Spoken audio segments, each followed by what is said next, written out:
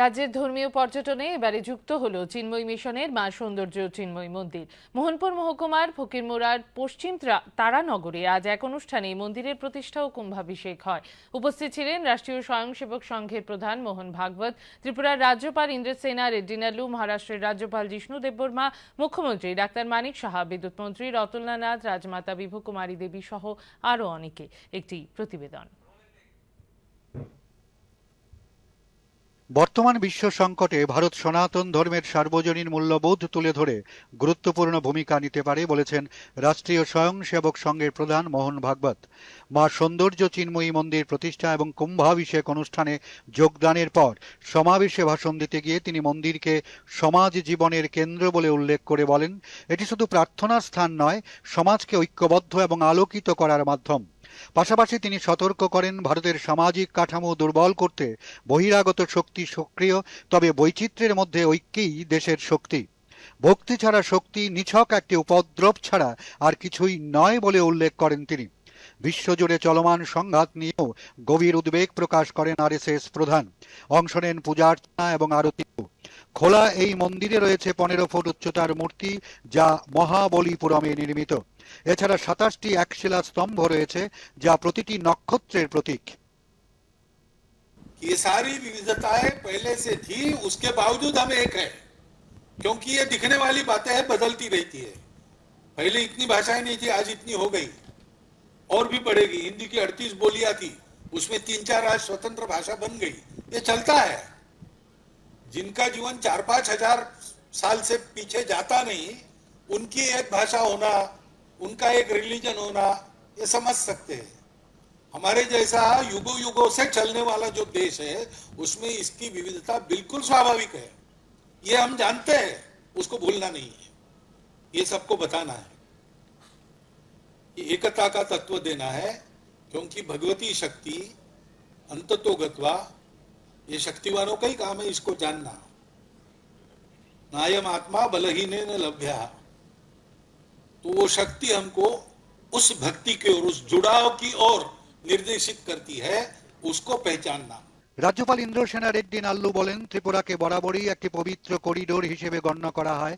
তিনি মানসিক চাপ, ভোগবাদ এবং পরিচয়ের দ্বন্দ্বে জর্জরিত এই পৃথিবীতে স্বামী চিন্ময়ানন্দের শিক্ষা একটি সরল, বৈজ্ঞানিক এবং সার্বজনীন পথের দিশা বলে উল্লেখ করেন। Tripura has always been a sacred corridor.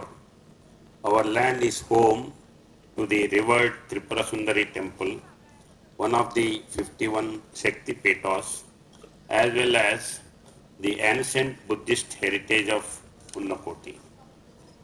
The very name Chinmaya, meaning full of pure consciousness, is a beacon of hope in our troubled times.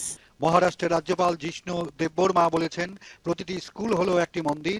এছাড়া এই চিন্ময়ী মন্দির উত্তর পূর্বের জন্য একটি মাইলস্টোন বলে উল্লেখ করেন তিনি। And I have been very fortunate to be able to be associated with this project of this milestone that is being created today for the Northeast. And I also deeply believe that every school should have a temple. And I strongly believe that education must have the moral fiber.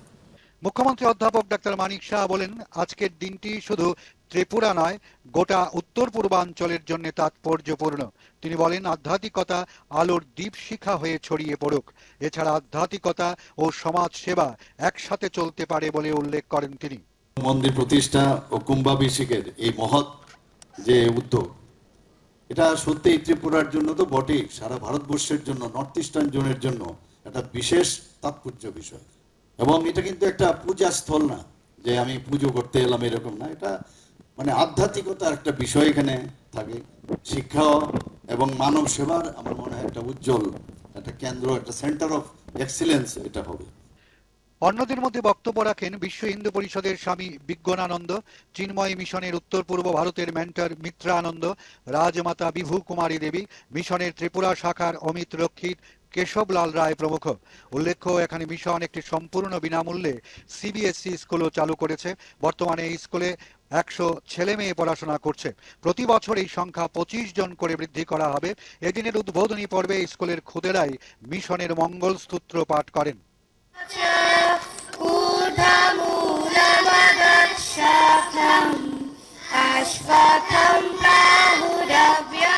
দূরদর্শন সংবাদ, ত্রিপুরা।